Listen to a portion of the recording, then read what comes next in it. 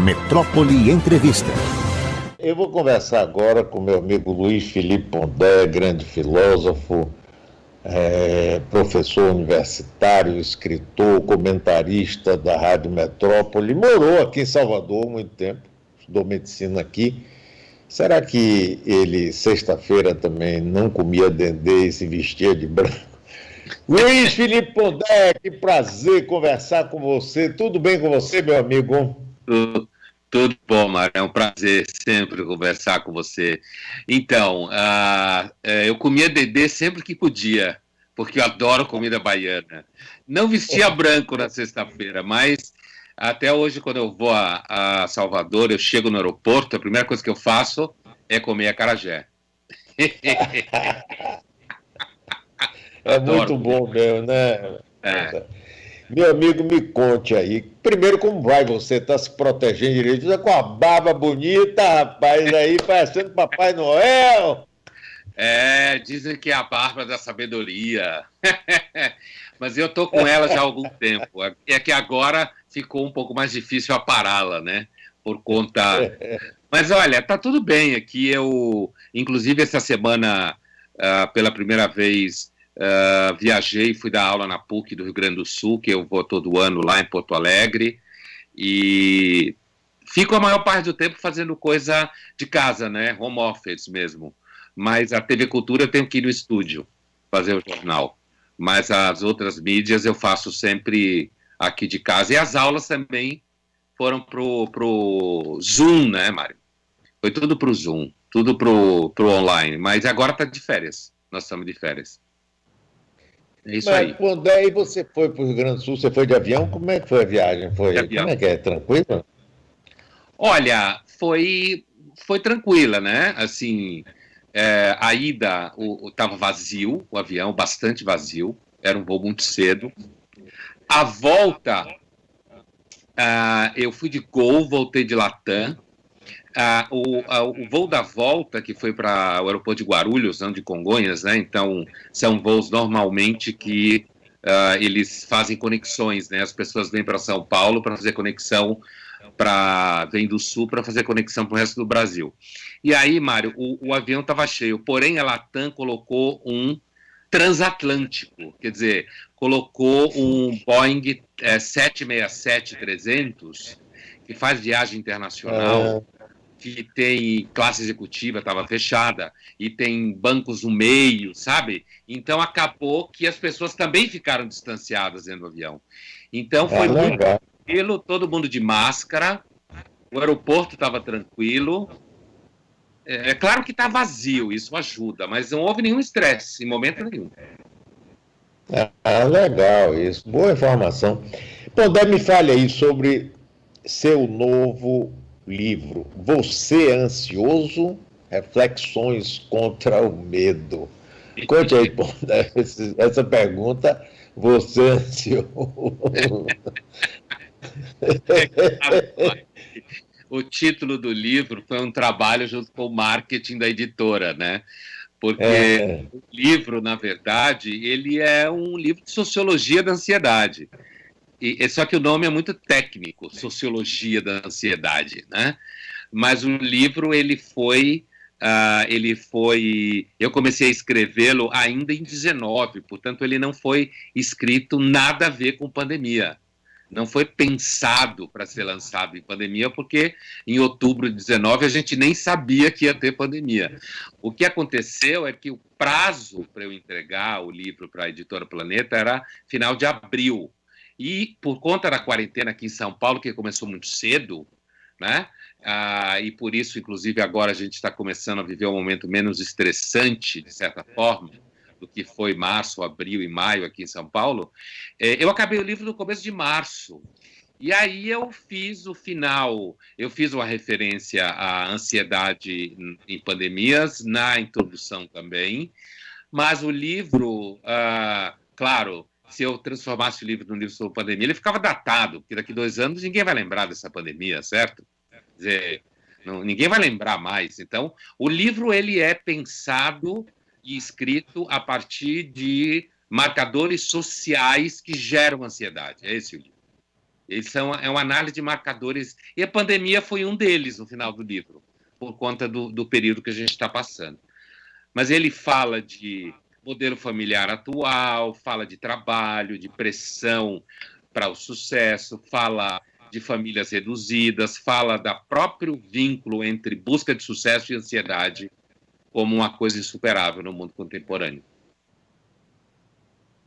Ô, Pondé, a humanidade sofre de ansiedade desde sempre ou é uma coisa mais dos tempos mais modernos?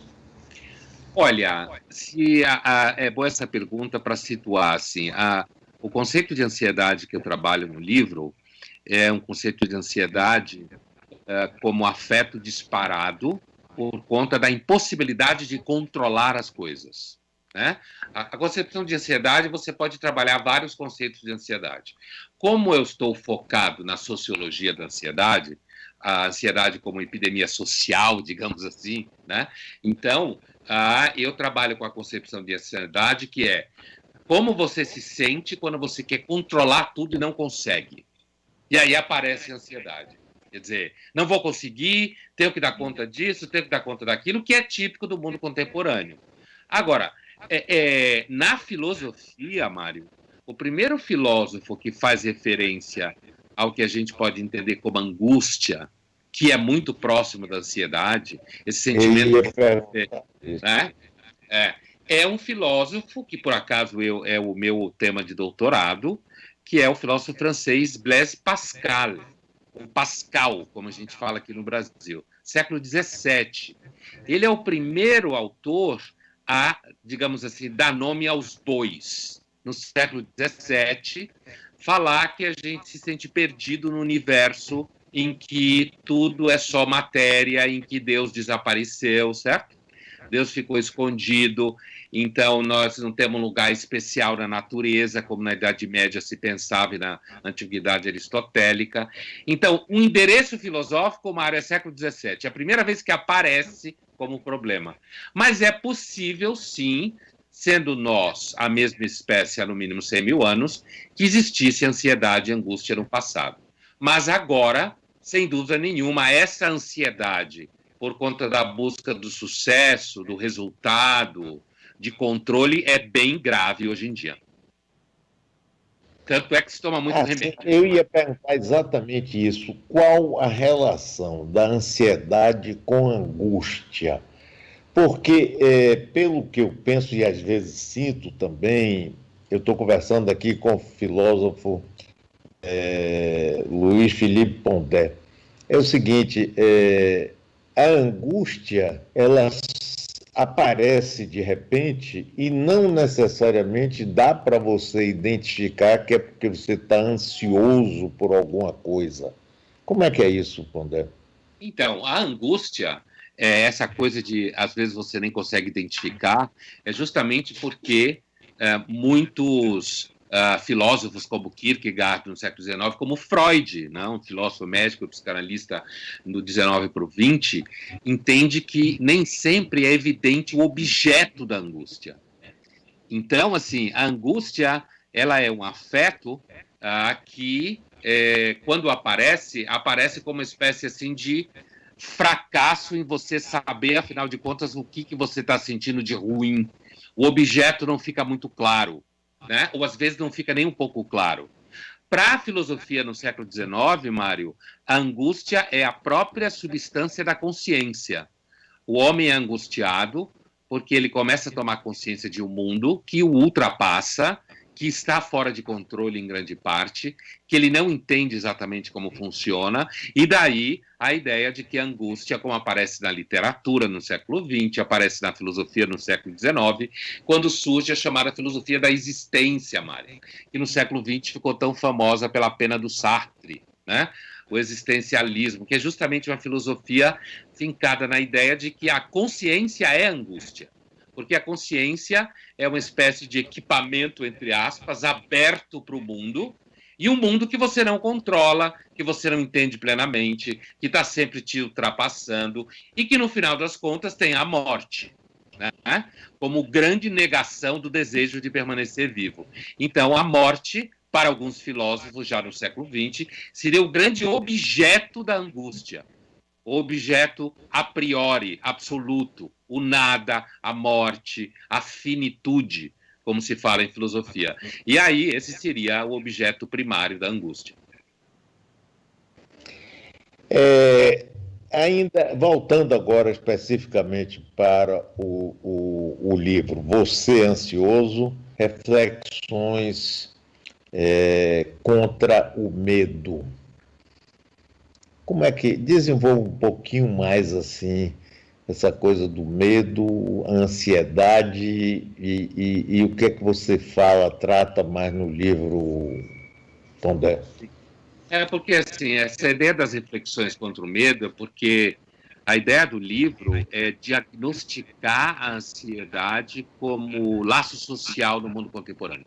É mais ou menos, como eu digo no livro, aliás, assim, se você é ansioso hoje, está até normal. Entendeu? É essa a ideia. Está até normal porque a ansiedade hoje ela faz parte do vínculo social. Você tem que dar conta de tanta coisa que a ansiedade aparece como um estado de uma certa saúde. É claro que se você é ansioso o tempo inteiro e tem que ficar tomando um remédio, cada vez mais remédio, então já não está bom. Então a ideia das reflexões contra o medo é aquela ideia shakespeariana de que palavras ditas a um coração angustiado evita que ele morra de medo, certo? Então você pega o livro e você vai vendo ali, por exemplo, situações que eu descrevo no livro. Você é aquela mulher casada, profissional, que organiza um final de semana na praia ou na casa de campo, na montanha, e você é responsável para as refeições funcionarem, você é responsável para quem vai chegar em tal hora, os quartos estarem prontos, e aí você acaba ficando ansiosa. E aí vem algumas pessoas que não estão nem aí para nada, e elas são mais divertidas, elas são mais leves, então eu aponto o que eu chamo de elemento econômico na ansiedade. Não no sentido de grana, econômico no sentido psicanalítico, que a ansiedade ela não está distribuída igualmente na sociedade. Pessoas mais responsáveis tendem a ser mais ansiosas. Pessoas mais infantis, menos maduras, tendem a ser menos ansiosas, porque elas passam a bola para aquelas que são responsáveis. Então, eu discuto, esse é um conceito importante no livro, que há uma desigualdade social em relação à ansiedade, que as pessoas mais responsáveis tendem a chamar para si mais acúmulo de tarefas e, portanto, elas são mais ansiosas e, às vezes, elas acabam parecendo que não são tão divertidas, tão leves, não são aquelas que ficam fazendo lazer o tempo inteiro. E isso é uma coisa que todo mundo conhece nas famílias, todo mundo sabe que tem as pessoas que são mais responsáveis. Normalmente, esse exemplo cabe mais às mulheres, né? Esse tipo de ansiedade que eu estava falando, de querer botar as coisas para rodar, funcionar. Uma outra coisa do livro, um outro conceito importante do livro, porque o livro está dividido entre dois grandes conceitos, fontes e exemplos de ansiedade, tá? Então, assim, o primeiro conceito é esse, o outro é o dialética da ansiedade. Assim, quanto mais sucesso, mais ansiedade. Quanto mais você busca resultado, mais ansiedade. Eu até digo que o coach para ansiedade é ansiogênico, ao invés de diminuir a ansiedade. Porque quando ele promete que vai resolver o problema da ansiedade, você não consegue resolver, você fica mais ansioso achando que fracassou. Então, acaba sendo ansiogênico, né? E aí, a outra coisa são as grandes fontes, né, Mário? Então, redes sociais, uma fonte ansiogênica gigantesca, né? Ansiogênica no sentido médico, né? Que produz ansiedade. O mercado de trabalho, extremamente ansiogênico, né? Na medida que o capitalismo vai ficando cada vez mais competitivo, né? Ele é cada vez mais ansiogênico. As famílias se atomizando, quer dizer, cada vez menos filho, cada vez mais solidão, inclusive por parte dos jovens, que são cada vez mais ansiosos, né? A longevidade, que por um lado é muito boa, mas por outro lado gera indivíduos solitários que se sentem abandonados pela família. Agora mesmo na pandemia, inclusive, pessoas que os filhos simplesmente por pânico e às vezes até por oportunismo acaba não visitando os idosos. E isso eu escuto isso de farmacêuticos, de médicos, de médicas, de idosos que se sentem abandonados. Então, assim, isso são exemplos que eu vou dando no livro de como a forma como a sociedade se organiza vai gerando ansiedade nas pessoas, independente de você ser um paciente psiquiátrico ou não, entendeu? Vai fazendo parte da normalização social. Pois é, eu estou conversando aqui com o filósofo, escritor e professor da PUC São Paulo, Luiz Felipe Pondé, comentarista aqui da Rádio Metrópole, que está lançando o livro Você Ansioso, Reflexões contra o Medo. Pondé, você faz referência aí a um livro que era quase que uma bíblia para a minha geração na juventude, O Apanhador no Campo de Centeio, de J.D. Salinger. Onde é que entra essa história aí? Então, ele está logo numa espécie assim, de chamado de epígrafe, de inspiração, né? Esse livro, que eu também li, né? É um livro cheio de gírias, uma linguagem da época, um dos trabalhos mais infernais de tradução que pode existir do inglês para o português, você traduzir esse livro do Salinger, né? E, ao mesmo tempo, o Salinger é um sujeito que ficou famoso por desaparecer, né, Mário? Assim, ser arrependido à mídia, né? Fugir, parar de dar entrevista. Tem fotos, sei lá, tem 3 fotos do cara, né? Ele ficou super famoso e tal. Agora, a entrada do livro Apanhador no Campo de Centeio no meu livro é por conta do tema do niilismo, né? E de como o niilismo que o livro traz para jovens, como a gente lembra do personagem, né?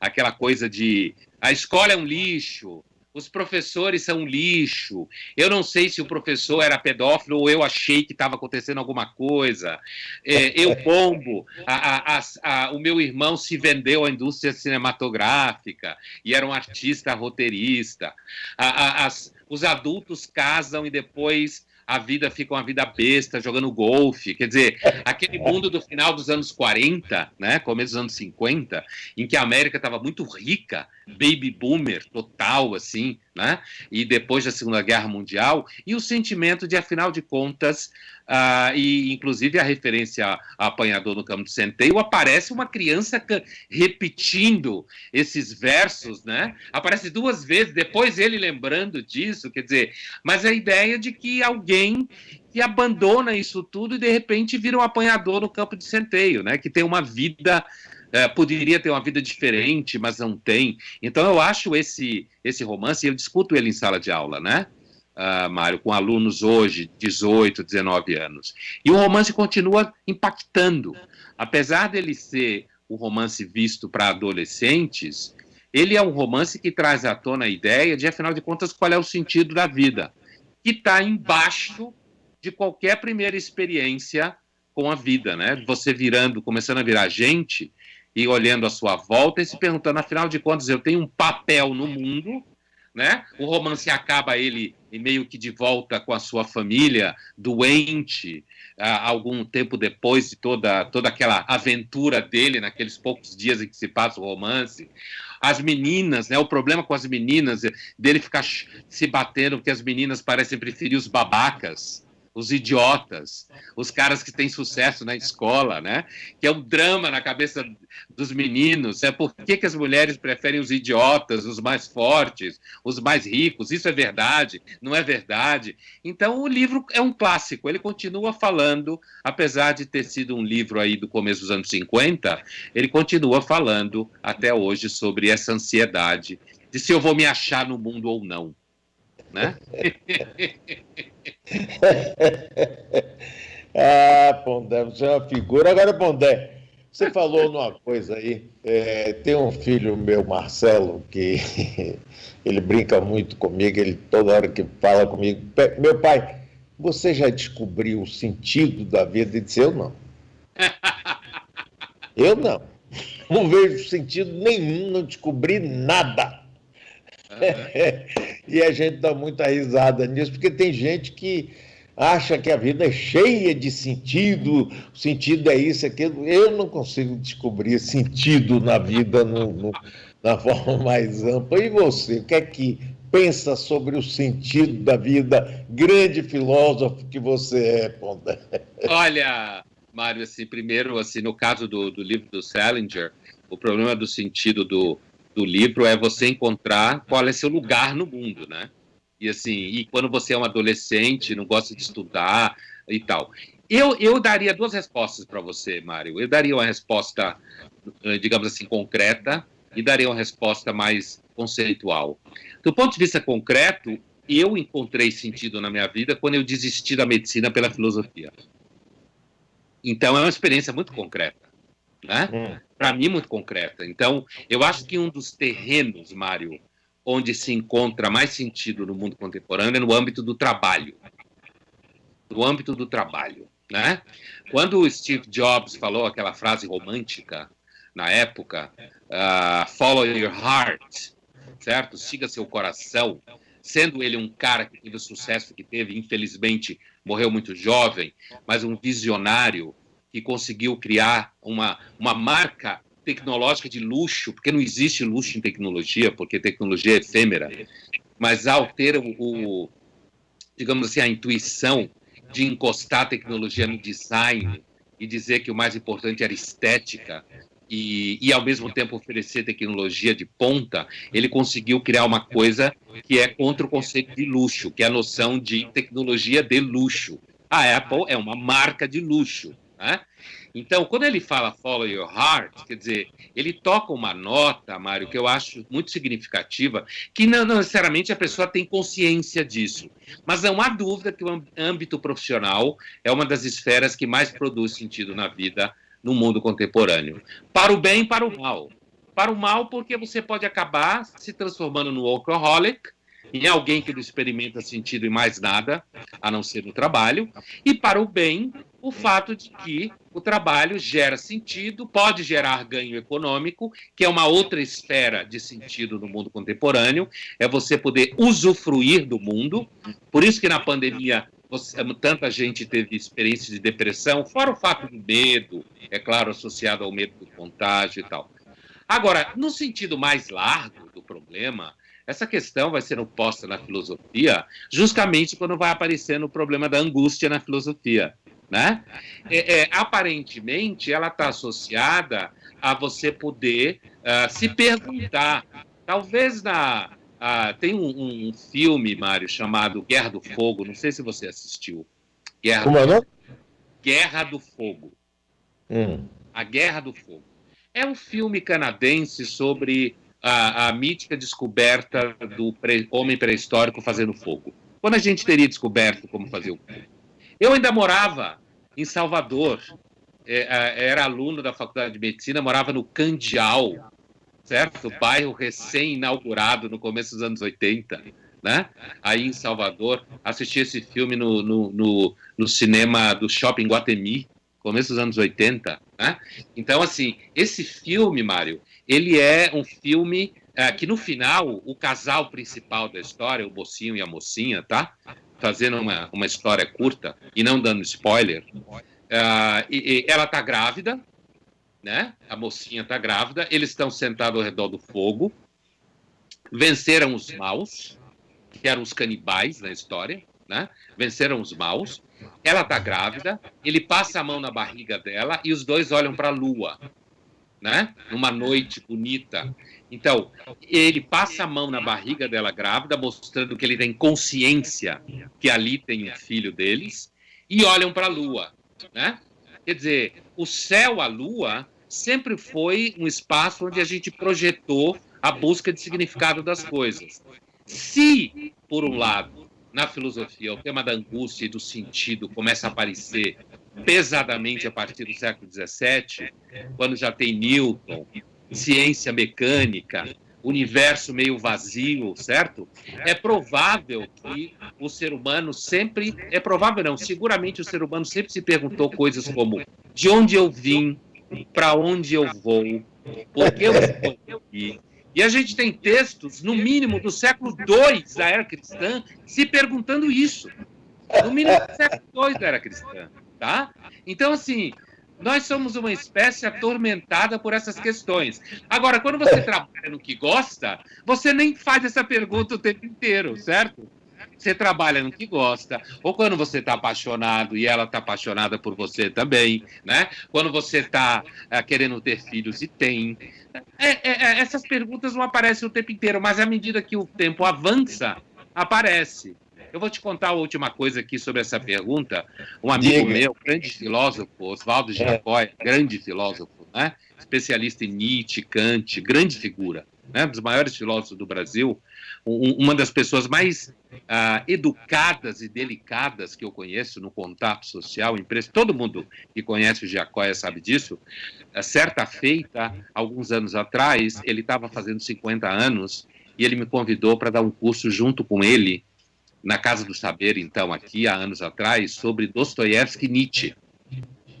Ele daria as aulas de Nietzsche e eu daria as aulas de Dostoiévski. Ele estava fazendo 50 anos, o Jacói deve ser uns 3, 4 anos mais velho que eu, mais ou menos, alguma coisa assim. Eu ainda não estava fazendo 50 anos, eu devia ter 47, 46, alguma coisa assim. E aí eu perguntei para ele, mas por que você quer dar um curso de Dostoiévski e Nietzsche? Né? E aí ele falou, não, porque o Nietzsche era um leitor assíduo do Dostoiévski, né? A gente sabe, quem estuda Nietzsche sabe disso, e o Dostoiévski é um dos autores que mais profundamente trabalhou o problema da redenção, né? E ele me falou, Pondé, quando a gente faz 50 anos, a gente começa a se preocupar com a redenção, certo? Então, assim, quando você passa dos 50 anos, você começa a ver coisas de formas, às vezes, diferentes de que você via quando tinha 15, 22, 35. Então, a questão do sentido na sua amplitude, ela aparece de formas diferentes ao longo da vida. Mas nós somos uma espécie de sentido. Não é à toa que a gente é Homo sapiens sapiens. E sapiens significa justamente saber, né? Busca de saber. É nós na fita, como se fala em São Paulo aqui. Ô Pondé, nós estamos conversando com Luiz Felipe Pondé, que acabou de lançar um livro aí, Você Ansioso, Reflexões contra o Medo. Agora, Pondé, me diga uma coisa aqui, uma coisa também que eu acho fantástica é o seguinte, a busca pela felicidade. Ah, meu Deus, como eu luto para ser feliz, como eu queria que a felicidade fosse eterna, como eu queria acordar todo dia de manhã, Deus, graças a Deus eu estou vivo, eu estou tudo. Isso me parece assim, como se eu estivesse com Alice no mundo das maravilhas, no país das maravilhas. O que é esse negócio de felicidade aí para você, Pondé? E, aliás, Mário, nem é um livro tão feliz assim, né? Se a gente pensar esse é o País das Maravilhas, é um livro bastante ansioso, né? E, assim, na verdade, tem uma das coisas que eu falo que dispara a ansiedade no mundo contemporâneo é a tal da busca da felicidade mesmo. É isso mesmo. Eu acho que a busca da prosperidade, da felicidade, é uma das coisas que mais gera ansiedade no mundo contemporâneo. Claro. E assim, uma vez eu escrevi uma coluna, né, na minha coluna da Folha, da Ilustrada, alguns anos atrás, tem um parque aqui perto da minha casa em São Paulo, chamado Parque Vila Lobos, né? Eu moro na zona oeste da cidade e tem um parque muito conhecido aqui, chamado Parque Vila Lobos, né? Ao lado do Vila Lobos, né? Perto da Praça Pan-Americana, né? E então, uma vez a gente voltando de um restaurante, eu e minha mulher e meus filhos, e a gente estava voltando e a gente passa perto do lado do Parque Vila Lobos para ir para casa, né? E era um domingo, tipo 4h30 da tarde, aqueles almoços tarde aqui, que é muito comum em São Paulo no domingo, acabar de almoçar às 5 horas da tarde. E a gente passou ao lado, era um dia de verão, então tinha aquele sol ainda brilhando e tal, diferente dos dias que a gente está tendo agora, que são dias de inverno e frio, assim, e aí tinha uma fila de carros para entrar no parque. E já eram quase 5 horas da tarde, o parque ia fechar às 6, né? E aquela fila de carros enorme, inclusive fazendo trânsito, né? Ali. E eu olhei aquela fila de carros e eu falei assim, Deus me livre de ser feliz, né? E eu escrevi uma coluna cujo título era Deus me livre de ser feliz. E foi uma coluna que deu uma barulheda, daquelas que dá pau, assim, sabe? Que tem gente que fica extremamente ofendida, porque assim, eu falava assim, imagina, você na fila do Parque Vila Lobos, às 4h30, 15 para as 5. Você deve ter ficado parado naquela fila um tempo. As crianças devem estar gritando no banco de trás do carro. A tua mulher já deve estar irritada porque você provavelmente atrasou na hora de sair de casa. Porque você devia estar fazendo alguma besteira e atrasou. E aí pegou a fila. Quando você chegar lá, e aí tem que parar o carro. Quando você chegar no parque, você vai ficar, sei lá, meia hora, 20 minutos. E Deus me livre de querer ser feliz desse jeito. Né? Então, é aquela coisa que se fala aqui em São Paulo, que você tem que produzir lazer. Né? É a mesma coisa em Salvador. Tem que achar uma praia onde você consiga ter mais água e areia do que gente. Né? Então, assim, nos anos 80 já eram assim, no começo dos anos 80, agora só deve estar pior, né? Porque cada vez mais cheio de gente de tudo quanto é lugar. Salvador não tinha aquele trânsito que agora eu vejo quando eu vou aí trabalhar, é um trânsito infernal, né? E essa é uma coisa assim, eu acho que deve ser, talvez, depois de São Paulo e Rio de Janeiro, o pior trânsito do país deve ser o de Salvador, né? Muito provavelmente. BH também não fica atrás, é muito ruim o trânsito em Belo Horizonte. Mas, assim, então, essa obsessão pela felicidade, Mário, eu não tenho nenhuma dúvida que ela é ansiogênica, patogênica, e, em alguns casos, deixa as pessoas meio bobas, né? Meio bobas, assim, querendo fazer workshop para ser feliz, coach para ser feliz, para encontrar tal da felicidade, da prosperidade, e aí você não consegue, e aí piora, porque de repente você tem um irmão ou uma irmã que tem um sucesso do cacete, você se sente um zero à esquerda, e aí fracassa na fórmula da felicidade. E aí, por isso que eu acho que felicidade, eu escrevi um livro junto com o Karnal e o Cortella, discutindo o conceito de felicidade, e eu digo no livro que felicidade é um tema para iniciantes, né? No sentido de que tem muito mais coisa importante do que você ficar obcecado pela felicidade. Isso não significa que você deve procurar a infelicidade. Inclusive, não precisa, porque ela vai te achar. Ela vai te achar. Você não precisa procurar que a infelicidade vai te achar. Já a felicidade é um pouco mais complicado. Mas essa concepção de felicidade associada à realização do desejo, Mário, a filosofia grega já desconfiava, né? Já na Grécia Antiga, os filósofos já diziam, olha, cuidado para não ficar obcecado para realizar o desejo, porque vai dar ruim, como os alunos falam, vai dar ruim. Essa obsessão de buscar a felicidade associada ao desejo. E as religiões também, né? As grandes religiões sempre colocaram anteparos na obsessão pela felicidade como alguma coisa que pode gerar infelicidade e ansiedade. Pois é, mas você sabe que nesse negócio aí sempre aparece um bocado de picareta. Eu me lembro que há alguns anos, não tem muito tempo não, estava uma moda, rapaz, de você agarrar uma árvore, não é, descalço, com o pé na terra, para buscar seu ground. Eu achava isso engraçadíssima. Aí agora os picaretas ganharam muito dinheiro. Agora, uma outra coisa só. Tem gente que diz assim, eu alivio o meu vazio existencial consumindo. Não é? Então, eu saio para comprar uma roupa, eu saio para comprar o último aparelho da Apple, o último computador, a última televisão, mas só que passa 24 horas, o vazio volta. E aí, Pondé? Assim, é a chamada terapia de shopping, né? Terapia de shopping.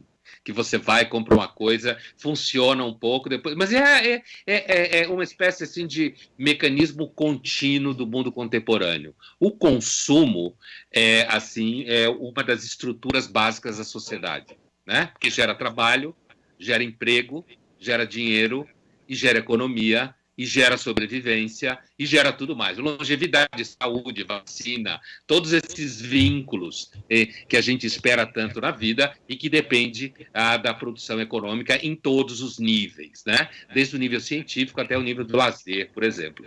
Então, uma das coisas que eu trabalho no livro é justamente esse vínculo entre ansiedade e consumo. O consumo, ele deixa você ansioso, inclusive porque agora o marketing está tão avançado que ele já sabe o que você quer antes de você dizer o que quer.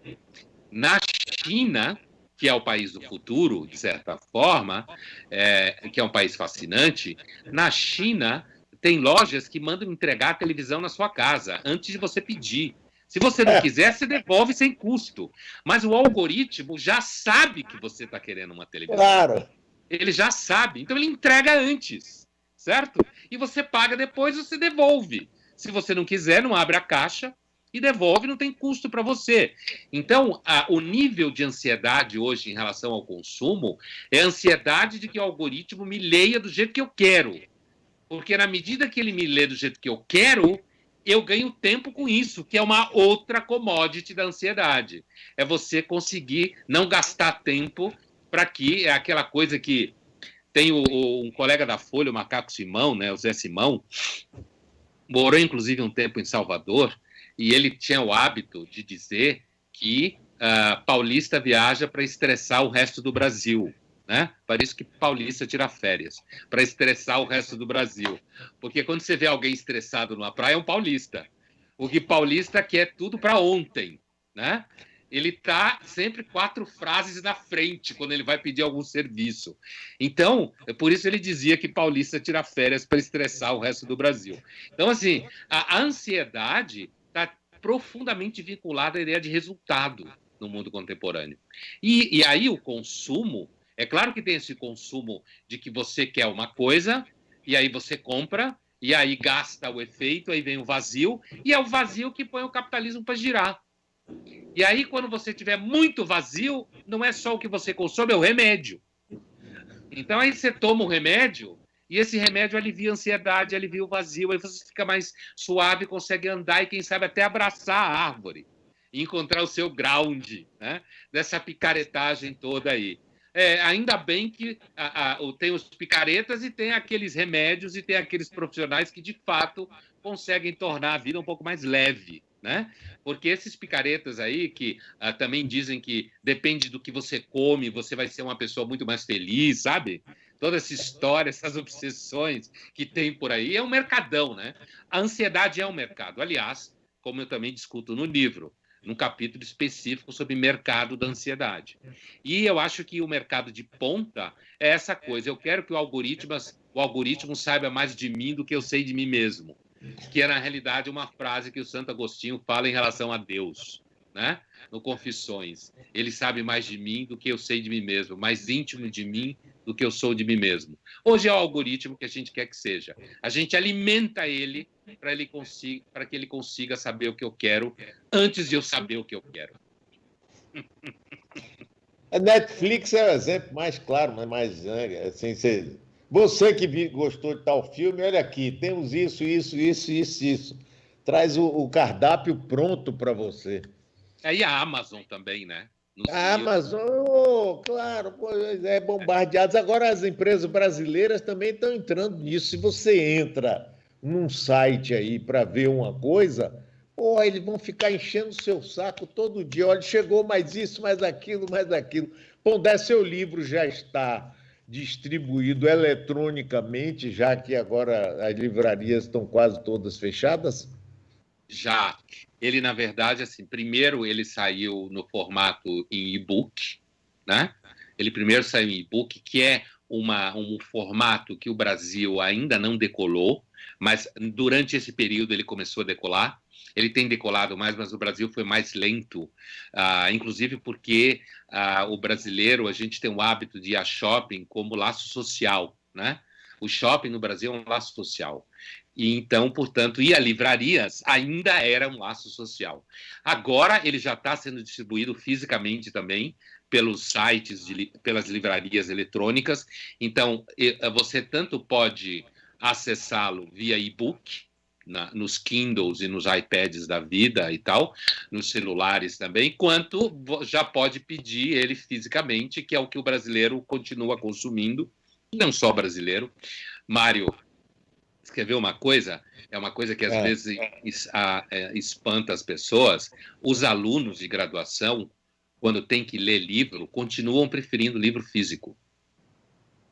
Continuam preferindo livro físico. Eles usam o computador para um monte de coisa, né? Inclusive o celular para um monte de coisa, para identificar coisa na internet, artigo de internet. Mas se você, sei lá, fala para ele ler Apanhador no Campo de Centeio, do Salinger, ele vai ler o livro físico. Ele vai comprar a nova edição, aliás, que saiu pela editora Todavia. Ele vai justamente ler o livro físico. Então, já tem o livro físico e você compra pelas livrarias eletrônicas e chega na sua casa, às vezes, em 2 dias. Tá fácil. Valeu, Pondé. Olha, conversar com você, rapaz, é um bálsamo. Aqui, muita gente elogiando, muitíssimo obrigado. Quando acabar essa pandemia, você tem que voltar aqui, porque tudo que a gente fez junto aqui sempre foi muito bom por sua causa. Foi você muito legal. Fantástico, viu? Um abração para você. Bom ver você com essa cara ótima aí de Papai Noel. Tem um bocado de senhorinha aqui dizendo que você está lindo, viu? Então, mas um abração para você, Pondé. Você é um excelente entrevistador, Mário. Você é muito acima do normal, Mário. Então é por isso que a conversa fica muito boa, cara. Muito obrigado. Até a próxima.